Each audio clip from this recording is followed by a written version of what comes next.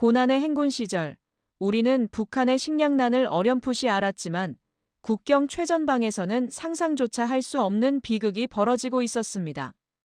배고픔에 쓰러져가는 병사들을 보며 신념이 흔들리던 한 소대장은 우연히 낡은 창고에서 금지된 물건을 발견하게 됩니다. 밤마다 목숨을 걸고 그 물건에 귀를 기울였던 그는 결국 자신을 감시하는 최대위의 눈을 피해 탈출을 결심하게 됩니다. 과연 소대장은 무엇을 발견했고 그 위험한 진실이 그의 운명을 어떻게 바꾸었을까요? 제가 서 있는 이곳은 함경북도 최전방 초소입니다. 사방이 꽁꽁 얼어붙은 땅이에요. 바람이 칼날처럼 살을 애는데 이 추위가 꼭 제 마음 같다는 생각이 듭니다. 아시겠습니까? 이 땅은 늘 이렇게 차갑고 모든 게 얼어붙어 있어요. 해가 뜨면 그저 하얀 눈밭 위로 콘크리트 건물의 그림자가 길게 드리울 뿐이고요. 멀리 보이는 산들은 마치 거대한 병풍처럼 우리를 가두고 있는 것 같아요. 제가 지휘하는 병사들은 다들 뼈만 앙상하게 남았어요. 배급이 제대로 나온 적이 언제였는지 이젠 기억도 나지 않습니다. 강냉이 밥이라도 배불리 먹어보는 게 소원이라는 말, 동무들은 그저 웃어넘기지만 제 가슴은 찢어지는 것 같습니다. 저도 압니다. 이곳이 얼마나 중요한 곳인지. 하지만 병사들이 쓰러져 가는데 대체 누구를 지키라는 말입니까? 생각해보면 제 여동생도 그랬습니다. 고난의 행군 그때 겨울이었죠. 배고픔에 지쳐서 결국 그 작은 몸으로 추운 길바닥에 쓰러졌습니다. 제가 해줄 수 있는 건 아무것도 없었어요. 그저 차가운 손을 잡고 미안하다는 말만 되뇌었을 뿐입니다. 그 기억이 아직도 저를 옥죄어 와요. 그때 그 텅 빈 눈빛, 얼어붙었던 작은 손 그게 제 삶의 모든 순간을 지배하고 있습니다. 밤이 되면 더 그렇습니다. 초소의 희미한 불빛 아래 병사들의 마른 기침 소리가 유난히 크게 들려요. 잠을 자다가도 문득 깨어나면 온몸을 짓누르는 이 알 수 없는 공포감에 숨이 턱 막힙니다. 벽에 걸린 수령님 초상화가 저를 내려다보는 것 같고 누가 저를 지켜보고 있는 것 같아서 마음 편히 잠들 수도 없어요. 예전에는 저도 그랬습니다. 우리 조국을 위해, 수령님을 위해 몸 바쳐 충성해야 한다고 맹목적으로 믿었죠. 하지만 매일 이 현실을 마주하며 굶주리는 병사들의 눈을 보면서 제 마음속에 그 굳건했던 믿음은 조금씩 금이 가기 시작했습니다. 아니, 금이 가는 정도가 아니라 아예 부서져 내리는 것 같아요. 세상은 온통 어둠뿐이고 저를 둘러싼 모든 것이 차가운 콘크리트 같았습니다. 숨 쉴 틈도 없이 조여오는 고립감, 어디로도 탈출할 수 없는 절망감 그게 저의 매일이었습니다. 병사들에게는 늘 강인한 소대장의 모습을 보여야 했지만 제 속은 이미 텅 비어버렸습니다. 그저 껍데기만 남은 채로 하루하루를 버텨내고 있을 뿐입니다. 이곳에서 제가 뭘 할 수 있을까요? 밤하늘을 올려다보면 저 멀리 보이는 별들이 마치 다른 세상의 불빛처럼 느껴집니다. 그 빛을 향해 손을 뻗고 싶다는 생각 해본 적 없다고는 말 못하겠어요. 하지만 그럴 엄두조차 내지 못하는 게 바로 저의 현실입니다. 아시겠습니까? 제가 말이지요. 그 라디오를 처음 발견했을 때를 어찌 잊겠습니까? 낡고 먼지투성이인 그것이 막사 뒤편, 버려진 창고 구석에 처박혀 있더군요. 녹이 슬어 제대로 작동할 리 없을 거라 생각했지요. 그래도 뭐랄까요? 그저 손에 잡히는 대로 만져보았달까요? 왠지 모르게 끌리는 심정이었습니다. 그날 밤 모든 동무들이 잠들고 난 뒤였습니다. 고요하고 그 고요함 속에서도 감시의 눈길이 느껴지는 그런 밤이었지요. 저는 조심스레 라디오를 들고 막사 뒤 인적이 드문 곳으로 향했어요. 혹여라도 누가 들을까, 누가 볼까, 심장이 발각될까봐 쿵쾅거렸습니다. 손전등 불빛 아래 건전지 칸을 열어보니 마침 쓰다 남은 건전지가 몇 개 있더군요. 기적 같았어요. 떨리는 손으로 건전지를 끼워 넣고 조심스레 다이얼을 돌렸습니다. 처음엔 아무 소리도 들리지 않았어요. 그저 찌직거리는 잡음뿐이었지요. 포기할까 싶었는데 그때였습니다. 아주 희미하게, 그러나 분명하게 여자의 노랫소리가 들려오더군요. 제가 평생 들어본 적 없는 멜로디였습니다. 부드럽고 때론 활기찬 그런 소리였어요. 주파수를 조금 더 맞추자 소리는 선명해졌습니다. 여기는 서울입니다, 여러분. 아나운서의 목소리가 제 귀에 박히는 순간 저는 숨을 들이켰습니다. 서울이라니요. 남조선이라니요. 그 밤부터 제 삶은 완전히 달라졌어요. 밤마다 막사 뒤편 얼어붙은 땅 위에 쪼그리고 앉아 라디오에 귀를 기울였습니다. 추운 겨울밤, 입김이 하얗게 뿜어져 나오는 가운데서도 저는 라디오를 끌 수 없었지요. 그 안에서 들려오는 이야기는 제가 평생 배워왔던 주체의 낙원과는 너무나 달랐습니다. 풍요로운 시장, 자유롭게 오가는 사람들, 갖가지 물건들, 그리고 무엇보다도 사람들이 웃는 소리. 그들은 너무나 자연스럽게 웃고 이야기하고 있었어요. 처음엔 믿을 수 없었습니다. 저것은 분명 적들의 기만 선전일 거라고 그렇게 스스로를 다그쳤지요. 하지만 매일 밤 들려오는 생생한 목소리들은 저의 얼어붙었던 심장에 자꾸만 균열을 일으켰습니다. 남조선 사람들의 노래를 들을 때면 제 마음속 깊은 곳에서 알 수 없는 감정이 올라왔어요. 슬프면서도 아름다운 선율은 마치 꽁꽁 얼어붙었던 강물이 녹아내리는 듯한 느낌을 주었지요. 제가 알던 세상이 전부가 아니라는 것을 어렴풋이 깨닫기 시작했습니다. 라디오는 제게 유일한 희망이면서도 동시에 발각될지도 모른다는 극도의 공포를 안겨주었습니다. 작은 소리 하나에도 온몸이 굳어버리고 멀리서 들려오는 발소리에 라디오를 품에 숨긴 채 숨죽여야 했어요. 매일 밤 저는 죽음의 문턱에서 줄타기를 하는 기분이었지요. 하지만 그럴수록 저는 라디오를 놓을 수 없었습니다.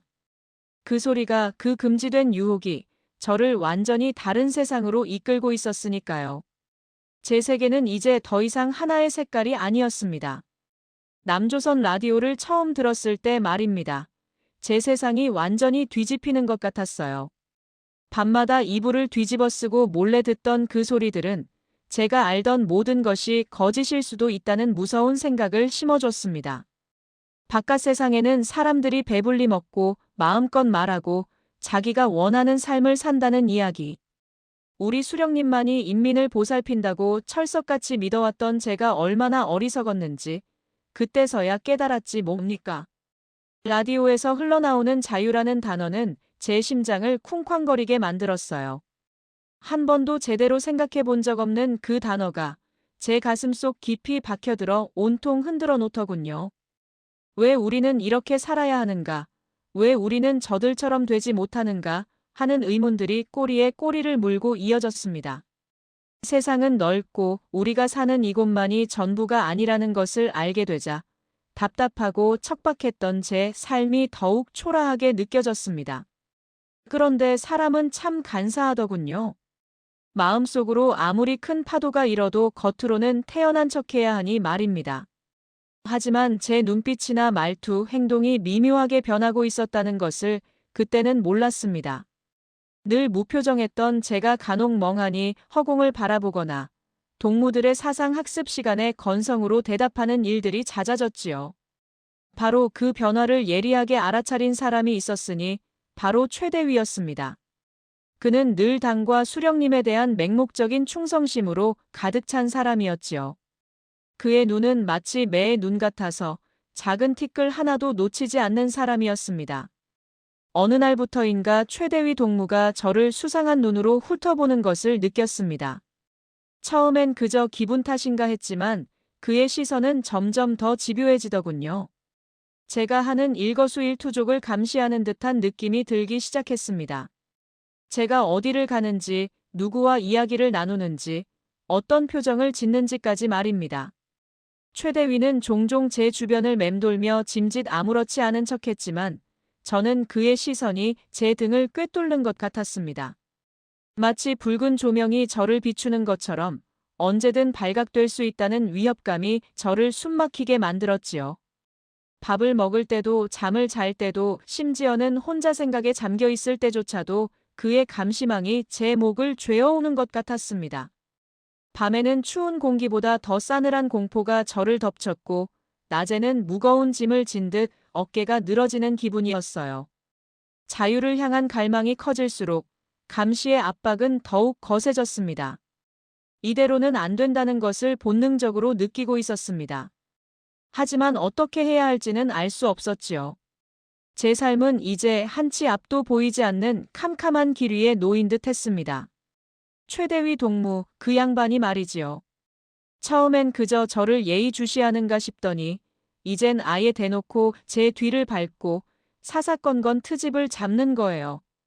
제가 밤늦게까지 연구실에 남아있는 걸 보고는 리진우 동무, 요즘 잠도 안 자고 뭘 그리 연구합니까? 혹시 불온한 사상이라도 품은 건 아닙니까? 하고 묻더군요. 그 목소리가 얼마나 차갑던지요. 제 심장이 쿵 하고 떨어지는 줄 알았습니다. 마치 제가 뭘 숨기고 있는지 다 알고 있다는 듯한 눈빛, 아시겠습니까? 그 시선에 온몸이 얼어붙는 것 같았어요. 그날 밤 잠을 한숨도 못 잤습니다. 침대에 누워 천장만 멀거니 바라보는데 온갖 생각이 머릿속을 휘젓더군요. 이제 정말 끝인가? 발각되는 건 시간 문제구나. 그렇게 생각하니 손발이 다 떨리는 거예요. 제가 뭘 잘못했습니까? 그저 연구에 매진했을 뿐인데 저를 저렇게까지 의심하고 몰아세우는 걸 보니 더 이상 여기서는 숨 쉴 곳조차 없다는 걸 깨달았습니다. 방 안 공기가 숨막히게 답답하더군요. 창밖은 칠흑 같은 어둠에 잠겨 있고 저 멀리 감시 초소의 불빛만이 깜빡였지요. 그 불빛이 마치 저를 노려보는 눈동자 같았어요.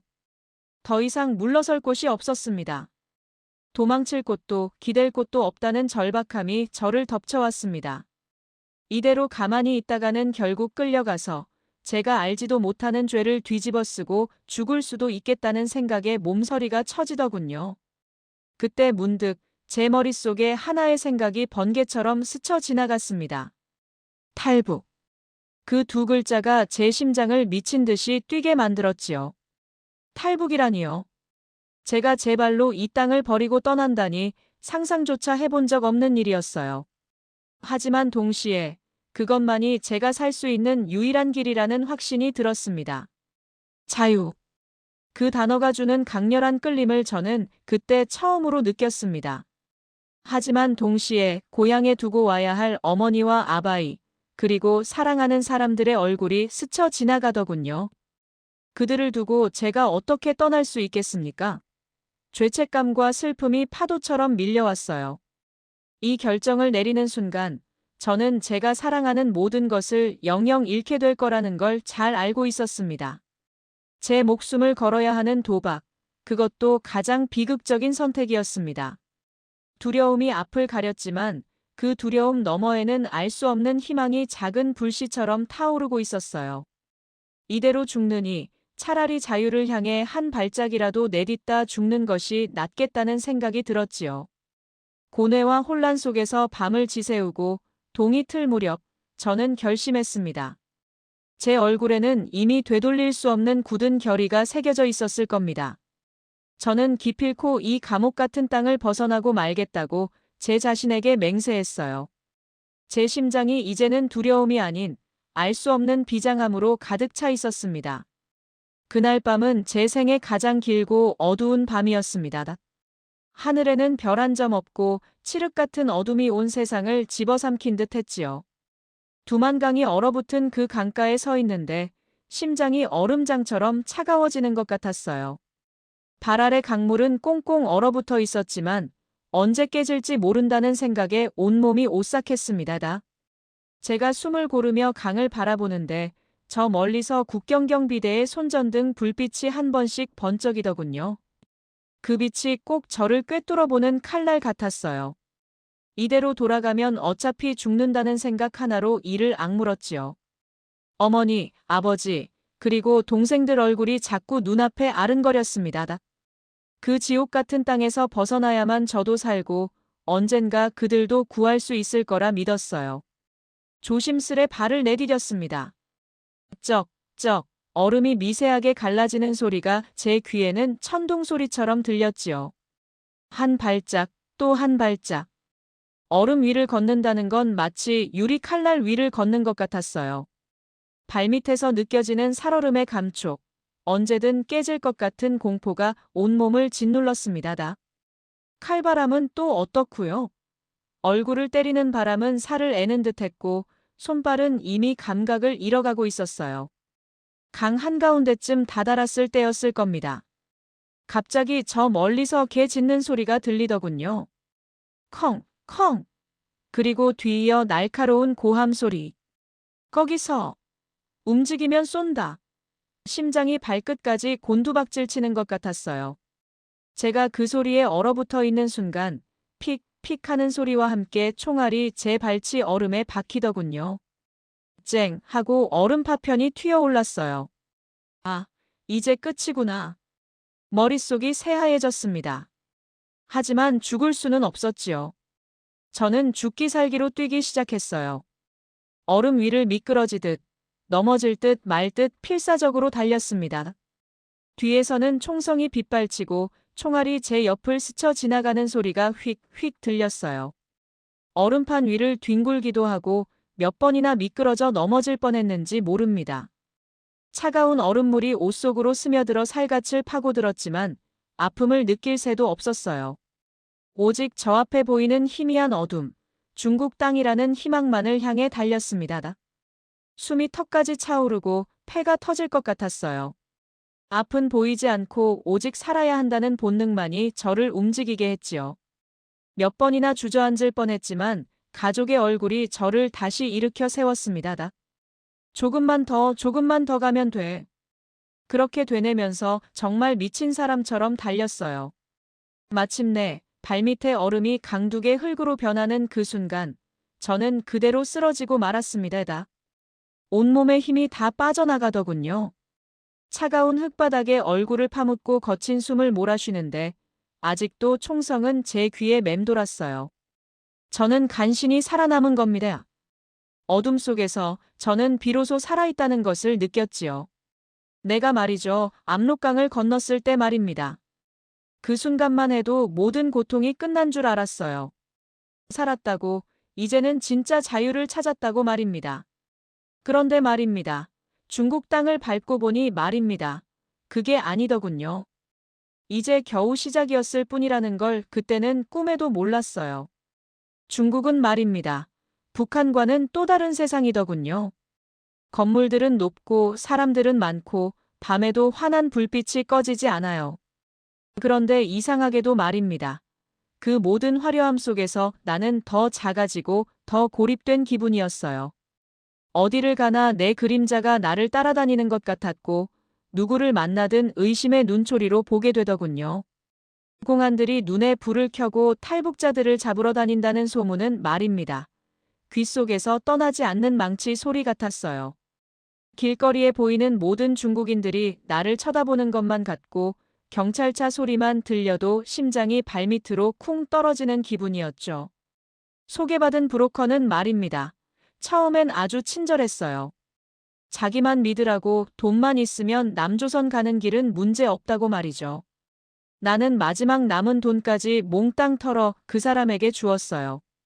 고향에 두고 온 가족들 생각에 하루빨리 남조선 가서 돈 벌어 보내야 한다는 생각에 말입니다. 앞뒤 잴 겨를이 없었죠. 브로커가 마련해준 은신처는 말입니다. 정말이지 사람이 살만한 곳이 아니었어요. 낡은 창고를 개조한 건지 아니면 지하실 같은 곳이었는데 말입니다. 해가 들지 않아 늘 어둑어둑하고 곰팡이 냄새가 코를 찔렀어요. 시멘트 바닥은 차갑다 못해 살을 애는 듯했고 창문도 없어 밖이 어떻게 돌아가는지 알 길이 없었죠. 그저 갇혀있는 기분이었습니다. 북한에서는 눈에 보이는 감시라도 있었지 여기는 보이지 않는 그림자가 나를 옥죄는 것 같았어요. 그렇게 며칠이 흘렀을까요? 브로커는 돈을 더 요구하기 시작했어요. 처음 약속했던 것보다 훨씬 많은 돈을 말입니다. 동무가 빨리 남조선에 가고 싶으면 이 정도는 감수해야지. 그는 그렇게 말했어요. 나는 더 이상 줄 돈이 없다고 매달렸지만 그는 들은 척도 하지 않더군요. 오히려 나를 위협하기 시작했어요. 공안에 신고하겠다느니 아니면 팔아넘기겠다느니 하는 말들을 말입니다. 그 말을 듣는 순간 온몸에 소름이 쫙 돋았어요. 믿었던 사람에게 배신당하는 기분이란 말입니다. 정말이지 세상이 무너지는 것 같더군요. 결국 그 브로커는 말입니다. 내가 가진 모든 것을 빼앗고는 쥐새끼처럼 사라져버렸어요. 그제야 깨달았죠. 자유를 찾아왔는데 오히려 더 큰 지옥에 떨어진 기분이라는 걸 말입니다.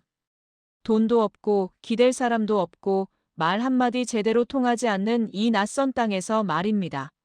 나는 완전히 혼자가 되었어요. 배고픔보다 더 무서운 건 말입니다. 그 모든 고통 속에서 피어나는 인간의 악이었어요. 그 악의를 마주하면서 내가 그토록 갈망했던 자유가 얼마나 소중한 것인지 뼈저리게 느끼게 되더군요. 하지만 그때는 말입니다. 그저 살아남아야 한다는 생각밖에는 없었어요. 어떻게든 말입니다. 이 지옥 같은 현실에서 벗어나야 한다는 생각뿐이었죠. 그날 우리 일행은 마지막 강을 건너고 있었어요. 캄캄한 밤 강물은 얼음장 같았고 옆에 선 동무들의 얼굴은 달빛 아래 창백하게 빛났지요. 다들 저와 같은 꿈을 꾸고 있었어요. 자유, 그거 하나만을 바라면서 말입니다. 개울물 소리조차 크게 들릴까봐 우리는 숨죽이고 발걸음을 옮겼어요. 혹시라도 발각될까봐 심장이 쿵쾅거려 제 귀에까지 들리는 것 같았지요. 브로커는 앞장서서 우리를 이끌었어요.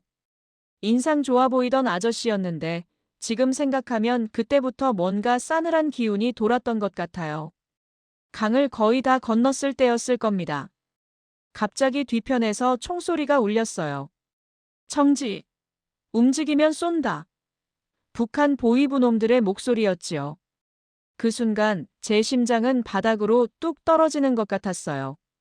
어떻게 여기까지 따라왔을까요? 우리를 이끌던 브로커가 허둥지둥 제 쪽으로 고개를 돌리더니 그 눈빛은 공포가 아니라 뭔가 다른 것이었더군요. 배신이었어요. 그는 우리를 팔아넘긴 겁니다. 뛰어! 뛰어! 누군가 소리쳤지만 이미 늦었어요. 총알이 빗발치듯 날아왔고 제 옆에 있던 아주머니 한 분이 비명도 지르지 못하고 쓰러지셨어요. 그 피가 강물에 퍼지는 것을 제 눈으로 똑똑히 보았습니다. 마치 핏빛 강물처럼 말입니다. 어머니. 제 뒤에 오던 젊은 친구가 쓰러진 아주머니에게 달려갔지만 그 순간 또 한 발의 총성이 울렸고 그 친구마저 쓰러지고 말았어요. 가족과도 같았던 동무들이 제 눈앞에서 그렇게 허무하게 쓰러져 가는 것을 지켜봐야 했습니다. 아시겠습니까? 그게 어떤 심정인지. 심장이 찢어지는 고통이었습니다. 저는 그저 흙바닥에 엎드린 채 그 광경을 지켜볼 수밖에 없었어요. 머릿속에는 오직 살아야 한다는 생각뿐이었지만 동시에 엄청난 죄책감이 밀려왔습니다. 내가 이 사람들을 살리지 못했다는 자괴감이요. 그들의 피는 제게 자유가 얼마나 값비싼 대가를 치러야 얻어지는 것인지 뼈저리게 가르쳐 주더군요. 단순한 생존을 넘어선 무언가를 말입니다. 그들의 희생이 헛되지 않으려면 저는 반드시 살아서 북한의 진실을 알려야 한다고, 그들의 억울한 죽음과 인권의 소중함을 세상에 알려야 한다고 그렇게 다짐했습니다. 그 순간 제 탈북은 저 혼자만의 여정이 아니게 된 것이지요. 그들의 목소리가 되어서 저는 반드시 해내야만 했습니다. 드디어 남조선 땅을 밟았을 때 말입니다. 그 감격은 정말 말로 다 할 수 없었어요. 발밑에 느껴지는 이 땅의 감촉이 자유라는 이름으로 온몸에 전율처럼 퍼지더군요. 숨 쉬는 공기마저 다르게 느껴졌다고나 할까요? 그런데 말입니다. 기쁨도 잠시, 곧바로 가슴 한구석에서 밀려오는 허전함, 상실감 같은 것이 저를 덮쳐왔습니다. 밤낮으로 저를 따라다니던 그림자들이 있었지 않습니까? 수십 년간 제 삶을 옥죄던 그 감시의 공포는 비록 물리적으로 멀어졌을지언정 제 마음속 깊이 뿌리내려 쉬이 사라지지 않더군요. 아니, 어쩌면 평생 저를 따라다닐지도 모른다는 생각도 듭니다. 이곳에 와서도 밤이면 잠 못 이루고 식은땀을 흘리곤 해요. 꿈속에서는 아직도 그들의 발소리가 들려오고 싸늘한 시선이 저를 꿰뚫는 것 같아 벌떡 깨어나곤 합니다. 무엇보다 저를 가장 아프게 하는 건 제 여동생과 함께했던 동무들에 대한 죄책감이에요. 저 혼자 이렇게 따뜻하고 안전한 곳에 와 있다는 사실이 그들에게는 또 다른 비수가 되어 꽂히는 건 아닌지, 제가 그곳에 남겨두고 온 가족들, 그리고 저의 탈북을 도왔던 소중한 이들의 얼굴이 자꾸만 아른거려요. 그들의 희생 위에 제가 서 있다는 사실을 어떻게 잊을 수 있겠습니까? 이 무거운 짐을 평생 짊어지고 가야겠지요. 처음에는 그저 살아야겠다는 생각뿐이었어요. 그런데 시간이 지나고 이곳의 따뜻한 사람들을 만나면서 저의 역할이 무엇인지 조금씩 깨닫게 되었습니다. 단순히 살아남는 것을 넘어 제가 겪었던 일들을 알리고 북녘 땅의 진실을 이야기해야 한다는 책임감을 느끼게 되었어요. 제가 겪은 고통이 헛되지 않으려면 말입니다.